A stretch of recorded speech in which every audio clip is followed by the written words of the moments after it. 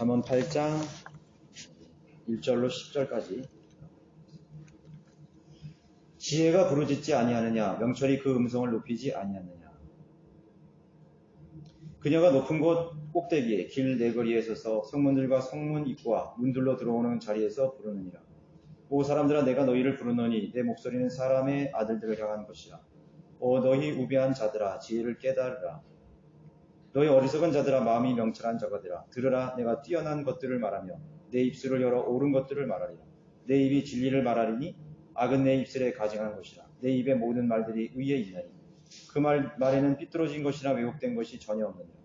그것들은 깨닫는 자에게는 모두 알기 쉬운 것이요 지식을 얻는 자들에게는 옳은 것이니 나의 훈계를 받아들이고 은을 받지 말며 순금보다도 오히려 지식을 받아들이라.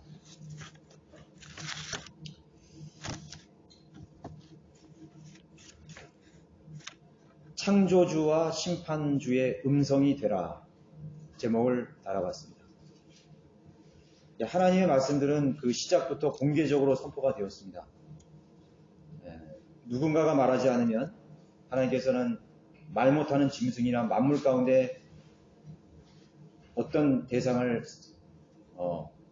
선택하셔서 그런 전파할 수 있는 도구로 사용하신 것입니다. 그래서 만물을 통해서도 우리는 하나님을 알 수 있다 그랬죠. 그래서 멸망하는 자가 하나님을 모른다고 하는 자들이 핑계할 수 없다고 그렇게 로마서에서 기록하고 있습니다. 그러나 가장 정확하고 분명한 것은 말을 통해서, 음성을 통해서 전파되는 것이죠. 선포되는 것이죠. 가장 잘 이해하고 받아들이기 쉬운 도구는 우리 인간에 주신 문자와 언어를 통해서, 그 인격체를 통해서 언어와 음성으로 전달되는 것입니다. 그래서 믿음이라는 것은 들음에서 난다 그랬잖아요.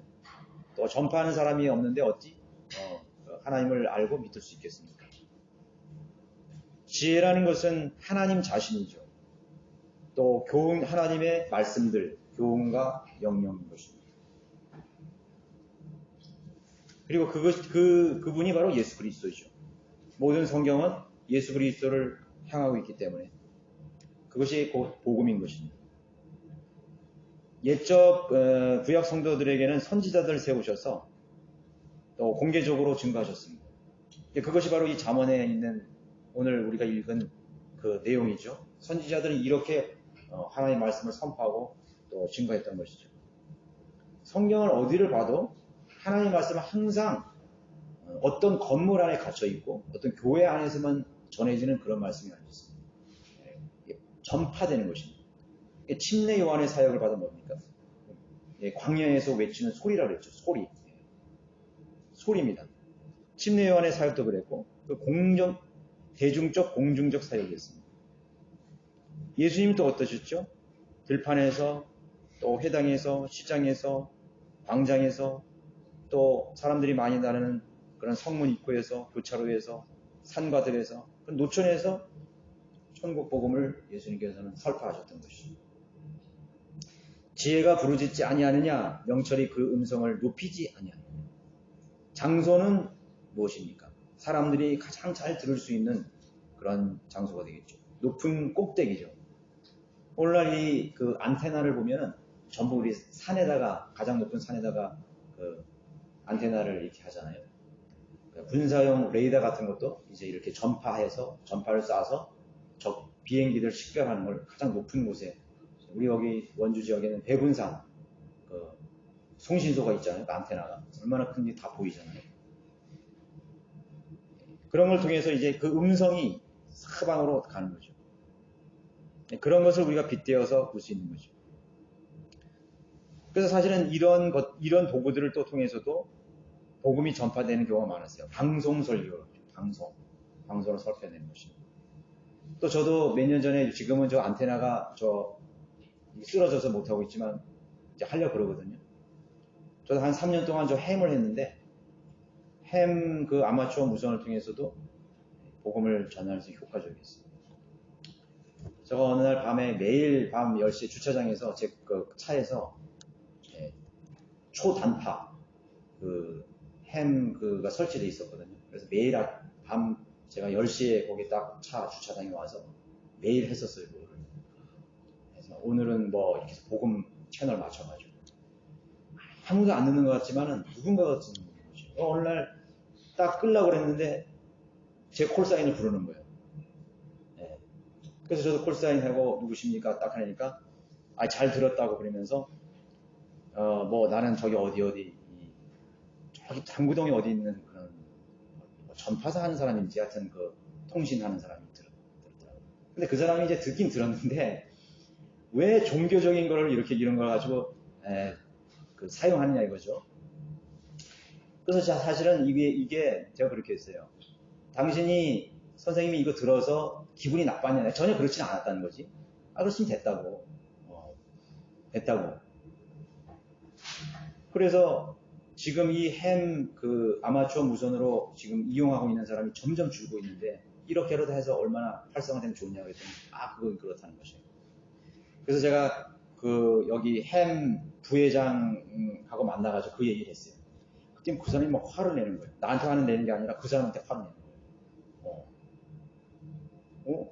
그거 말이야 그렇게 이용해서 말이야 좋은 그런 그 사람은 그 복음에 대해서 모르지. 그렇지만은 하여튼 그 사람을 이렇게 비난을 하더라고요. 그러지 말라고. 그 사람이 뭐 이렇게 신고하거나 뭐 그런 사람 아니라고 그랬던 적이 있었어요. 그래서 계속 했죠. 그래서 뭐 제가 서울에 올라갈 때도 차 안에서 계속 하고 있었는데 그 차를 바꾸면서 제가 그걸 뛰어나서 설치를 지금 못하고 있는 상황이었어요. 하여튼 그런 햄을 통해서 있습니다. 제가 이걸 어디서 힌트를 받았냐면 이송호 목사님 이제 미국의 신학원 근본주의 신학원 다닐 때 그 친구분이 하나 계셨대요. 목사인데 미국 목사인데 그 사람은 하와이에서 이 햄 사역을 합니다. 그래서 남태평양 지역에 그 햄 단파 방송을 쫙 해가지고 그 뭐 얼마나 많은 열매를 보는지 모르는데요.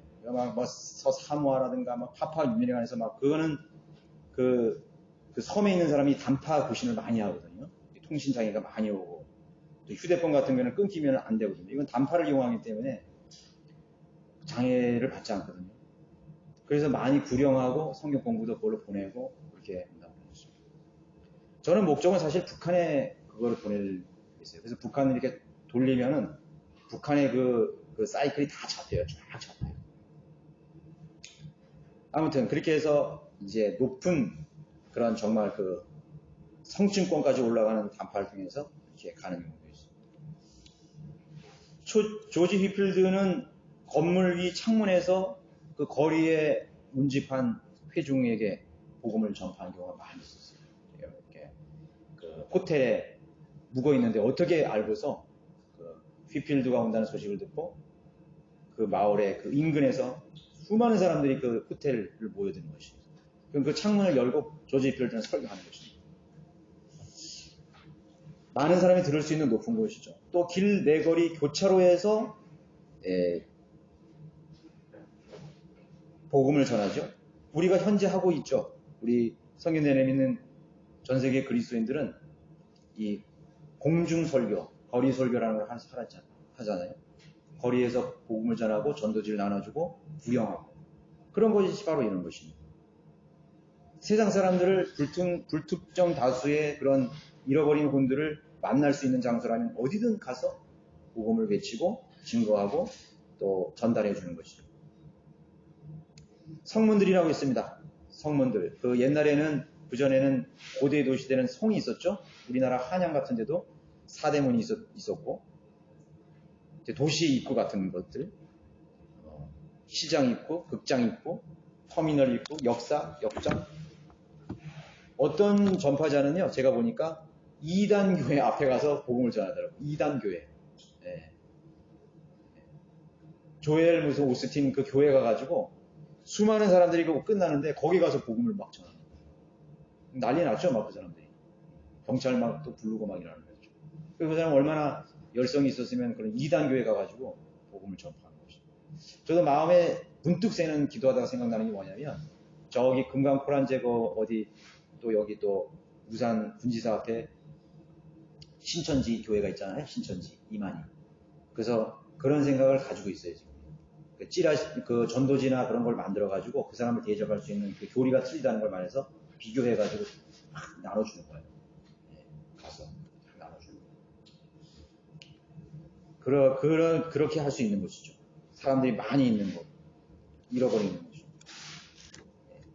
그러니까 문들로 들어오는 자리라고도 말했잖아요, 여기. 이거는 문자적으로 그대로 우리가 문들로 들어오는 자리에서 부르느니라요. 그러나 사람이 가서 전파하는 것이지만, 사람이 가서 전도를 나누는 것이지만, 하나님이 부르시는 거예요. 죄인을 부르시는 거예요. 그런 방법이 아니면 어떻게 그 사람들을 만날 수 있겠어요? 그러니까 이게 거리 사역이라는 거는 굉장히 중요해요. 공중 사역이라는 굉장히 중요한 것이죠. 그렇죠? 지금 코로나 시대가 돼가지고 이제 막 그런 방해들이 있고 또 제재를 하지만 아직까지는 그거에 대해서 뭐 큰 문제를 제기하지는 않는 것입니다. 우리가 지혜롭게 잘 전할 수 있는 거죠. 또 이렇게 보니까는 미국 사람들은 우리나라 들어갔지만 차를 많이 타고 다니고 또 걸어 다니는 사람이 별로 없으니까 펜사콜라 이제 피트라카마 목사님 그 교회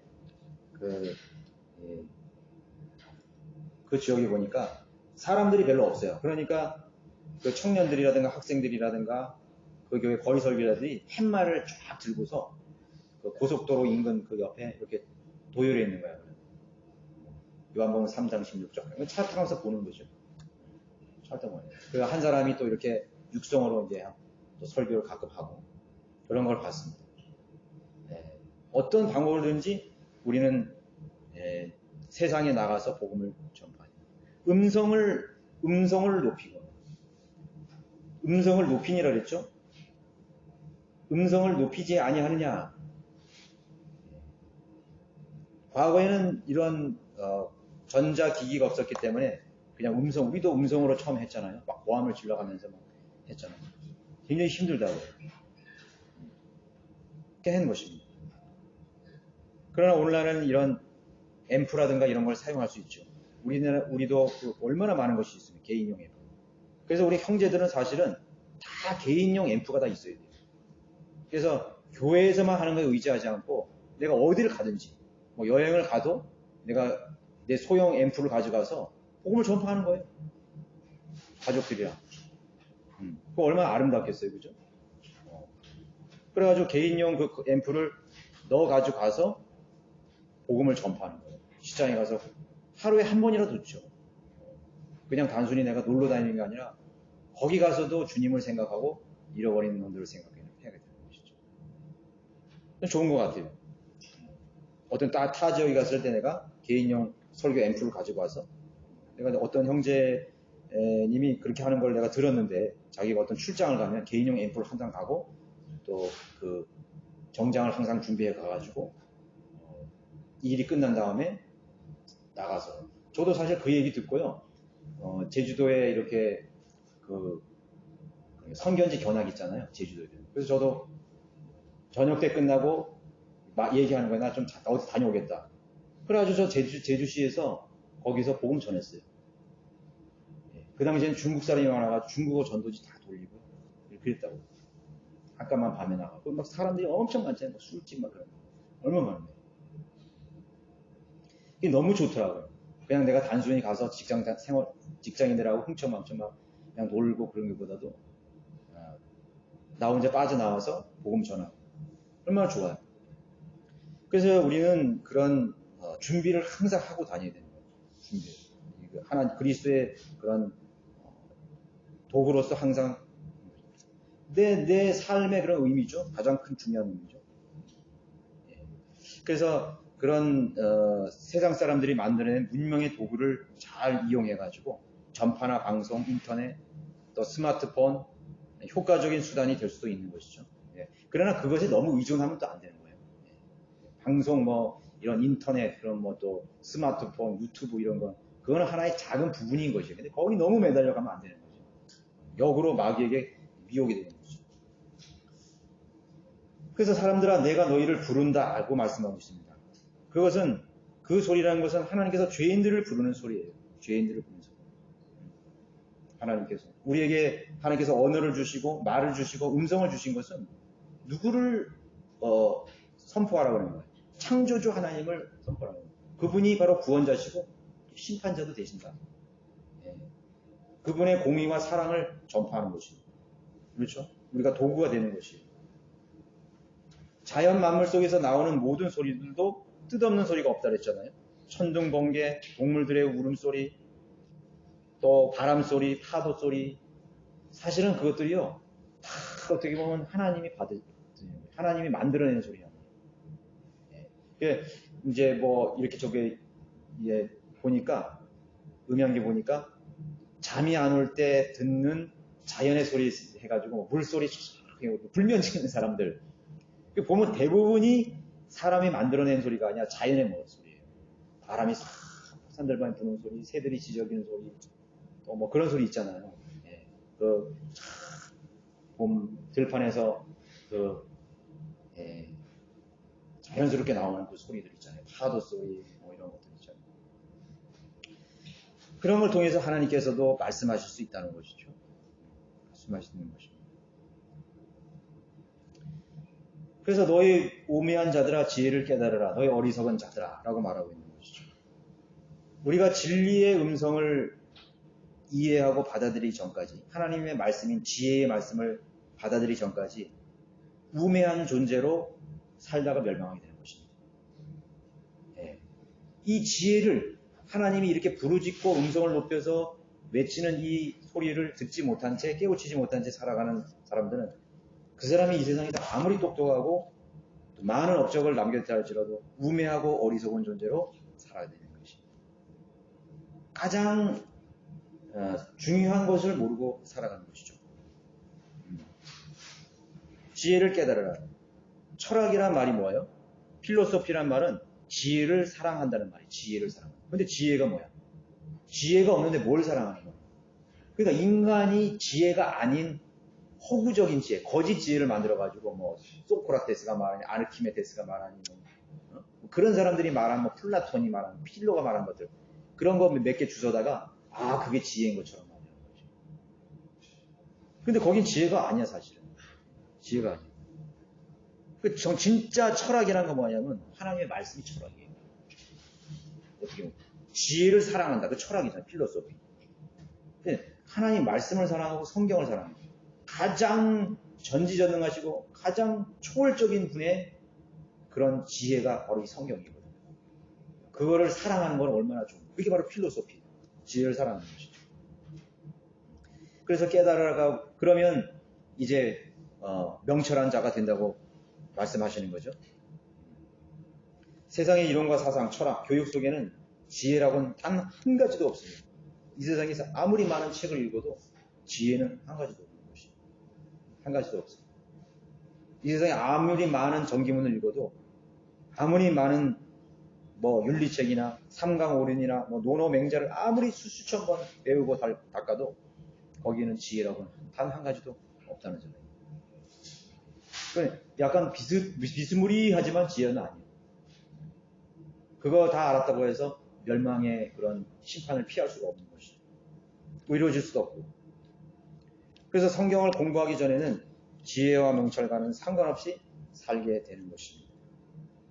지혜와 명철대로 살게 되는 것입니다. 옛날에 전 대통령, 김대중 대통령이 국회 도서관에 있는 몇만 권의 책을 다 읽었다잖아요. 근데 그 사람 입에서 나오는 기억나는 여러 명언이 있어요? 아무것도 없어요. 몇만 권을 읽었으면 거기서 뭔가 나와야 되는데 아무것도 없는 거예요. 아무것도 없어요. 그냥 무슨 지역 감정이나 그런 막 하려고 그러고 비난이나 하려고 그러고 어리석게 그냥 북한에다가 많은 그냥 물자를 그냥 거기다 헛되이 쏟아붓고 그걸로 그 사람들이 미사일 만들고 핵 만들었잖아요. 그게 어리석은 것밖에 안 나오는 거예요. 이 세상 거짓 평화 얘기하면서. 불쌍한 사람이죠. 비슷한 개념을 말하는 거죠. 비슷한 개념. 저 사람 책 많이 읽었단 말이죠.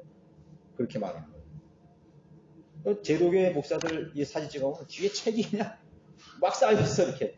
여기 보면 설교할 때 잘하는 것처럼. 엄청나게 많이 쌓여있는 거예요. 근데 얘기해보면 무식해요. 성경은 아무것도 모르는 거예요.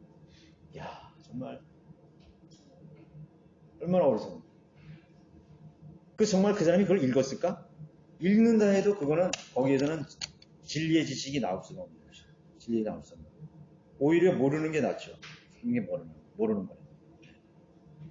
피터 러커만 박사는 얼마나 많은 책을 읽습니까? 이 세상에 있는 거의 책을 다 읽었다시피 할 정도로 책을 읽었다 하잖아요. 엄청난 책을 읽었다 하죠. 실제로 그분은 다 읽었어요. 그래서 여러분들 그 주석 성경을 읽어보면 우리가 그거를 주석 성경을 읽다 보면 산만해요. 왜냐하면 이 책, 저 책을 무슨 철학가의 책, 비교해간 배교한 사람의 설교문까지 전부 다 읽는 거예요. 와, 참. 대단하죠? 대단해. 하나님께서 주신 그런, 이성호 목사님 그러는데, 러커만 목사님은 IQ가 135고, 머리도 좋았지만은, 하나님께서 주신 지혜로다가 책을 불과 한 30분에서 1시간씩 밖에 안 걸리는 책도 있대요. 그냥 넘긴다는 거예요. 그런데 거기서 핵심을 딱 뽑아낸다. 그러니까 거기서 나온 그런 하나님께서 쓰시는 그런 지혜와 많은 자료를 통해서 이 하나님 말씀을 정확하게 이렇게 주석을 쓸 수 있던 거죠. 비교함으로써 그러죠. 한쪽으로 치우치지 않고 말이죠.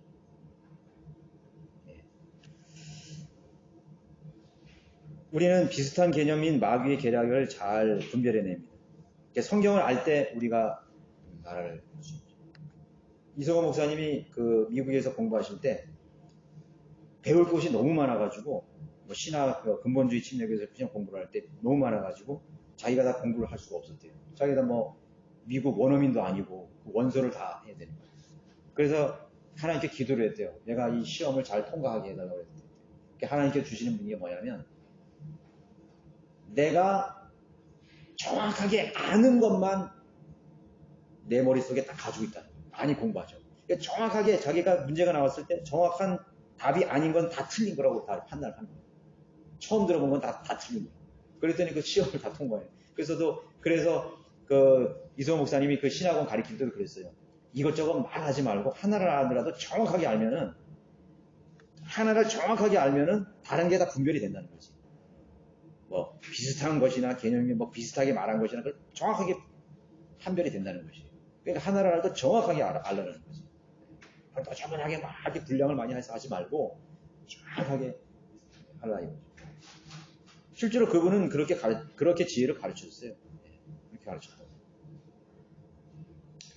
그러니까 현대 배교한 기독교 교육 같은 크리스찬 학교들, 신학교, 신학대학들 전부 하나님의 말씀을 가르친다고 하지만 비슷한 개념이야. 그러니까 비슷한 거는 이미테이션이야. 가짜죠. 마귀의 그런 속임수에 불과한 거야. 비슷하기 때문에 사람들은 이것저것 막 공부한다. 여기도 하나님 들어있으니까, 예수님 들어있으니까 그렇게 한다. 어리석은 자들아, 심판을 모르면 어리석게 살 수밖에 없습니다. 왜냐하면 사람이요, 맨 마지막에 어떤 시험이 있고 끝이 있다는 걸 딱 알면은 거기에 내가 대비를 하고 준비를 하잖아요. 그렇죠? 그런데 내가 어떤 시험대가 없고 심판이 없다고 생각하니까 사람들이 준비를 안 하는 거예요. 자기 인생에서 뭘 준비해야지 모르고. 고작 준비한 게 뭐냐면 노후 대책이야. 돈 많이 벌어가지고 내 노후 대책이나 하자. 그게 준비야. 어디 가서 내가 정년 퇴임하면 근사한 집 짓고 건물 하나 사가지고 나오는 이자 받고 제일 그걸 부러워해 사람들이. 놀고 먹자 이거 여행을 다니면서. 그런 건 준비도 아니지. 그러니까 뭐냐면 다 심판이 이제 곧 가까이 오는데, 심판이 곧 가까이 있고 죽음이 가까이 오는데 그 죽음을 준비하고 심판을 준비하지 않으면 어리석게 살 수밖에 없는 거예요. 심판을 모르는 것이 가장 어리석은 것이에요. 노인이라도 성경에 있죠. 노인이라도 심판을 모르면 어리석은 자예요. 어린아이들보다 못하는 거죠. 심판을 알고 있는 어린아이들은 못하는 거죠. 그래서 하나님 앞에 설 날을 준비를 하지 못하게 되는 거예요. 어리석은 자예요. 그래서 이 지혜를 통해서, 명철을 통해서 거리 설교자의 음성을 통해서 깨달아내는 거예요. 우리 거리 설교하는 건 굉장히 중요한 거예요. 당신네들 이제 심판 준비해라 이거예요. 죽음이 끝이 아니다 이거예요. 죽으면 바로 하나님 면전에 가고 지옥이다 이거죠. 지옥이 먼저죠 사실은. 지옥에 갔다가 다시 산자가 죽은 자를 하나님 일으키시죠. 그래가지고 심판하시잖아요. 그거를 분명하게 경고해줘야 되는 것이. 그래서 마귀는, 그런데 사실은 마귀들이 사람들의 귀를 닫죠. 저 거짓말이야. 저 듣지 마. 저 종교 광신자들이 하는 얘기야. 저 겁주는 거야. 뭐 이런 생각을 많이 하잖아요. 저 겁주는 거예요. 지옥 그림 막 보면 겁주는 거예요. 그 마귀가 그런 생각을 주는 거거든요.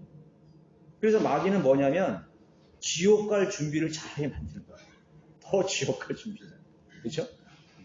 그 뜨거운 불, 용광로 속으로 들어갈 준비를 더 잘하게 만들어요. 더 죄짓고, 더 긍정망정하고, 더 하나님 두려워하지 않고, 없다 그러고, 이 세상에서 떵떵대고 잘 살고 그런 것만 준비해요.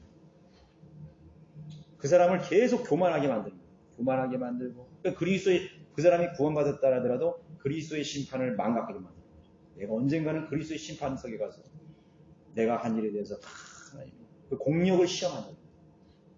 그 전부 지푸라기 같은 나무 그루터기 같은 그런 공로만 있는 다 불타버리고 겨우 구원만 받는 부끄러운 구원 받는 거죠. 그러니까 준비를 못하게 만드는 거죠. 계속 교회 다니는 사람들조차도 자신들을 겸손하게 진정한 의미와 동기로서 순수한 동기와 믿음으로서 하지 않게 만들고 자기 육신을 뽐내고 또 결과주의에 집착하고 그렇게 하는 남과 막 비교해가지고 막 그렇게 하고 그렇게 만든다. 더 비참하고 고통스러운 지옥을 계속 예비하게 만드는 더 큰 심판을 당하게 만드는 것이 마귀들은. 그래서 거리 설교자를 아주 싫어하는 거예요. 거리 설교하는 거 아주 싫어하죠. 그래서 우리는 더 기도함으로써 저는 그렇게 생각해요. 거리 설교를 많이 하는 것도 중요하지만 진정성 있게 하는 게 더 중요해요. 능력 있게 하는 게 더 중요하다고 생각해요. 그래서 기도 많이 하고 더 준비를 많이 갖추고 많이 생각하고 그렇게 나가야 된다. 그렇게 생각하고 그게 더 중요한 거예요. 여기서 먼저 들으라. 내가 뛰어난 것들을 말하고 내 입술을 열어 옳은 것들을 말해가지. 진리의 지식을 먼저 알고 깨우치고 그 의미의 소중성 등을 알아야 되는 거죠. 그리고 담대함이 필요한 거예요. 담대함. 중요한 사실이 하나 있는데 힘과 용기가 있다고 해서 다가 아니에요. 우리가 복음을 외치는데 우리가 용기를 가져, 담력을 가져. 중요하죠. 얼굴에 철판 깔어. 그런데 그것보다 더 중요한 건요. 그렇게 하면 일시적이 될 수 있어요. 내가 그냥 사람 안 보고 그냥 내 용기로 그냥 패기로 하겠다. 오래가지 못합니다. 성령께서 쓰셔야 돼요. 성령께서. 좀 힘이 모자라고 용기가 좀 부족해도요. 성령께서 쓰시면요. 아주 강력한 열매를 맺을 수 있어요. 아주 중요한 열매를, 소중한 열매를 맺을 수 있어요. 인간의 힘과 능력으로 했다가는 그것이 눈으로 볼 때는 잘 되는 것처럼 보여요. 그렇지만 그것이 진정성이 없는 것이죠. 다 그렇게 되는 건 아니죠. 저는 이렇게 하알람 포프나 리차드 럼브란트 같은 그분들의 이렇게 나중에 감옥에서 나와서 한 사역을 보면요. 굉장히 강력해요. 러커만 목사님도 그 범브란트 목사님 찾아갔다 그러잖아요. 그 사진 찍은 거 아시죠? 봤죠? 범브란트는 교제하고 깊은 교제했다 그러잖아요. 목사님이. 큰 그 목사님이, 그 러커 목사님이 정말 제가 먼저도 얘기했지만 형제님이 아니었더라면 이 욥기를 뒷받침해 줄 수 없다. 욥기 같은 사람이 욥보다도 어떻게 보면 버금가는 그런 그 고통을 당한. 욥기는 42개월. 그렇지만 이 범브란트는 13년 동안, 이 범브란트가요, 그렇게 고백했잖아요. 자기 설교에서.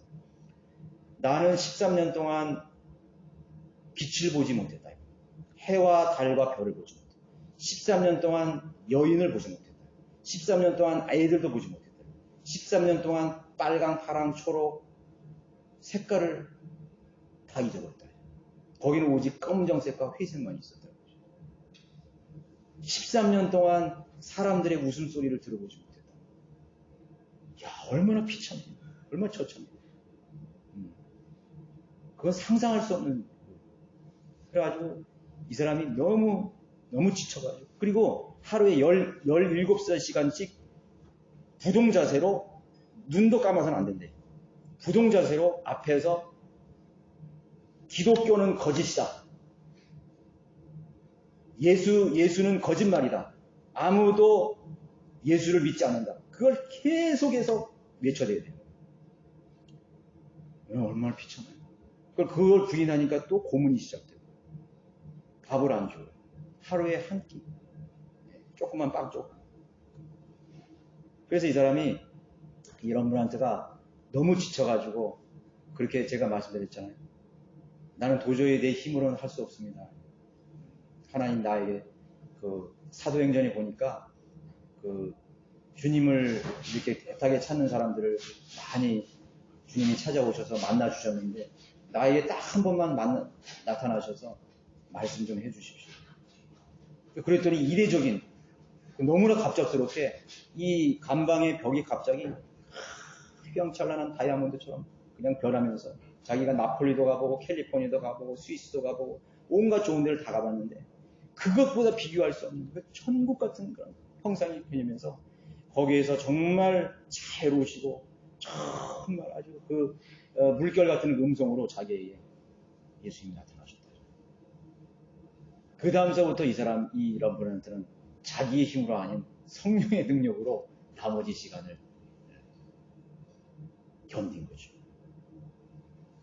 그러니까 그런 걸 봤을 때요, 우리가 사람의 능력으로 뭔가 막 할 수 있으니까 하거든요.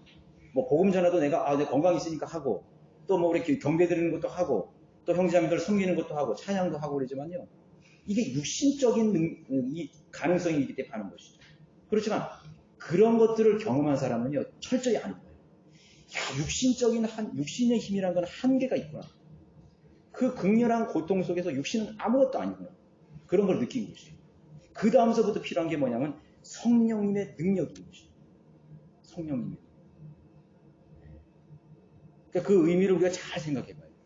그러니까 우리가 이 세상에서 주님을 섬기고 복음을 전파하고 경배를 드리고 하나님의 사역을 기도를 하는 모든 것들 가운데서 전적으로 나는 죽고 예수 그리스도 성령의 능력에 내 모든 것을 의탁해서 사는 것이 중요하다는 것이죠. 그래서 그 예수님이 물어봤다잖아요. 좋은 말을 할 줄 알았는데 너 이름이 뭐냐고 물어봤다잖아요. 아니 하나님이 나를 모른다니 이상했다 그러잖아요. 근데 자기가 생각해 보니까 성경에도 그런 내용이 있다는 거예요. 아담의 내가 어디 있느냐. 하나님이 눈이 침침해서 아담이 어디 있는 걸 모를 리가 없는 하나님인데 그걸 물은 게 아니었어. 너가 누구냐. 그래서 나는 아무것도 아닙니다. 이렇게 했다죠. 오직 그리스도가 내 안에 계심으로써 내가 그리스도의 사람이 되게 해주십시오.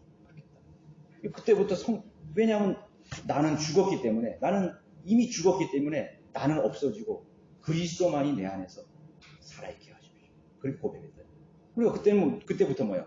육신으로 그걸 견디려고 그러는 게 아니라 이제는 성령의 능력으로 건딘 거지. 그 십수년을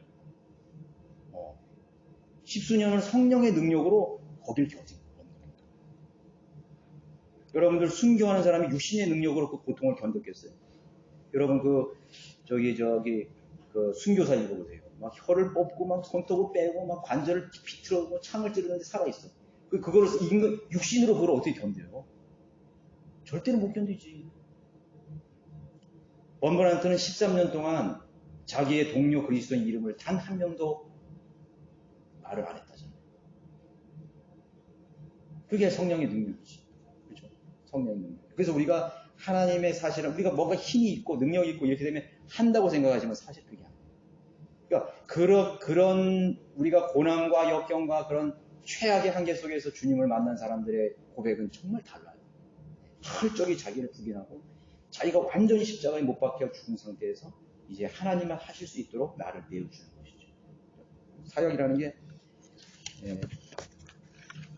성령의 능력으로 한다는 것이 얼마나 중요한 걸 보여주는 것이죠. 그래서 나는 뭐 용기도 없고 나는 뭐 힘도 없고 나는 여자고 그러니까 아무 그런 의미가 없는 게 사실은. 내가 뭘 배웠고 뭐 내가 뭘 잘하고 아무 사실은 하나님 앞에서 nothing이야. 그냥 nothing. 난 그거 죽었는데 뭐 왜 그걸 의지해 죽은 걸. 성령에 의해서 할 수 있는 것이죠. 이게 못할 게 없는 거예요. 성령의 능력이라는 건 못할 게 없는 것이에요. 못할 게 없는 것이지. 8절에 내 입의 모든 말들이 의에 있나니 그 말에는 삐뚤어진 것이나 왜곡된 것이 전혀 없느니라. 예. 삐뚤어지고 왜곡된 것이죠. 변질된 믿음에서 나오는 나쁜 결과들을 말하는 것이죠. 육신과 새 속에 섞여서 혼합되어진 것들.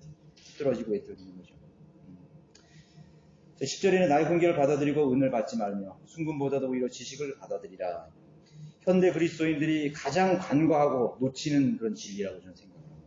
물질적 기반 위에서 영적인 결과가 나올 수 있다는 그런 왜곡된 그런 생각을 가지고 있는 것이. 그래도 뭔가 내가 갖추고 있어야지. 내가 뭔가 있어야지. 그렇게 생각하는 것이고.